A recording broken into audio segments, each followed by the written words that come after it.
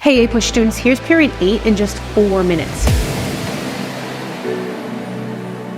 Period 8 spans from 1945 to 1980. After World War II, America experienced a period of prosperity. With the passage of the GI Bill, families grew and moved into suburbs like Levittown. Conformity and consumerism were the norm, with husbands who commuted to work on Eisenhower's interstate system, while wives bought the latest consumer appliances and cared for the family. But young Americans rebelled against conformity like the Beats. This coincided with the developing Cold War, which was a period of tension between the United States and the Soviet Union. At home, Americans feared communism during a second Red Scare. This hysteria was driven by the House Un-Americans Activities Committee and Senator Joseph McCarthy, as well as the convictions of Alger Hiss and the Rosenbergs. Meanwhile, Cold War foreign policy centered on containing communism, which was first proposed in George Kennan's Long Telegram. This was seen through the Marshall Plan, the Truman Doctrine, and the Eisenhower Doctrine. The Eisenhower administration also used brinkmanship to deter Soviet aggression. Later policies include Kennedy's less aggressive, flexible response, while Nixon's détente sought to ease tensions. There are a few critical Cold War events that you want to know. The first challenge was the Berlin blockade and the Berlin airlift in 1948. America responded to the Soviet blockade of Berlin by airlifting supplies to West Berliners. And the Korean War, which was fought between 1950 and 1953, is important because it was the first proxy war of the Cold War. It showed that both sides were willing to go to war over their ideals, even if it was indirect. And the Cuban Missile Crisis is the closest America and the Soviet Union were to an all-out nuclear war after Americans discovered the installation of Soviet missiles in Cuba. Kennedy and Khrushchev were able to negotiate a diplomatic solution which helped thaw tensions. The Vietnam War also occurred in period 8. Out of fear of a domino effect in Asia, Eisenhower and Kennedy first sent military advisors, but both refused to send combat troops. This changed after the Gulf of Tonkin incident, when President Johnson sent 500,000 American troops within 4 years. The war was met with heavy opposition at home as the counterculture movement protested the draft and families saw the war from their televisions. Events like the My Lai massacre and the publishing of the Pentagon Papers also increased Americans' distrust in the government. The civil rights movement also gained momentum in the 1950s and 1960s. The movement saw early victories like the Brown v. the Board of Education case and the Montgomery bus boycott, which was started by Rosa Parks. Groups like Martin Luther King Jr.'s Southern Christian Leadership Conference and the Student Nonviolent Coordinating Committee fought for equality through marches, demonstrations, and sit-ins. And after being arrested in 1963, King wrote the famous Letters from a Birmingham Jail,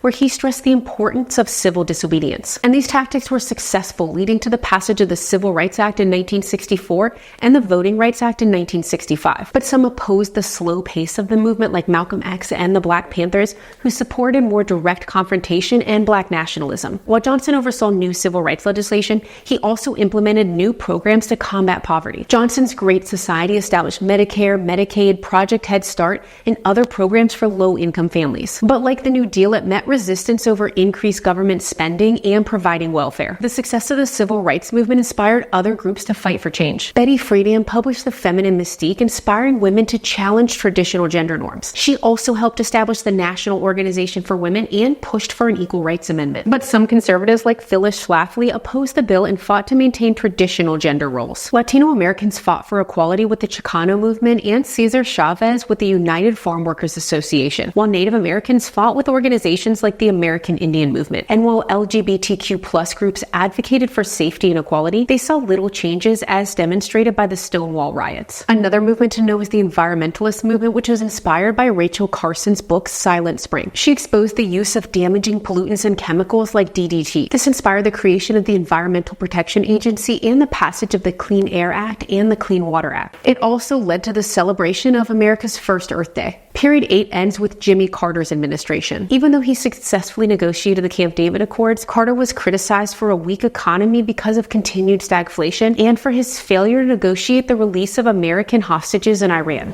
Thanks for watching, and if you want more APUSH helps like study guides, timelines, and summary videos, make sure you check out the Ultimate Review Packet.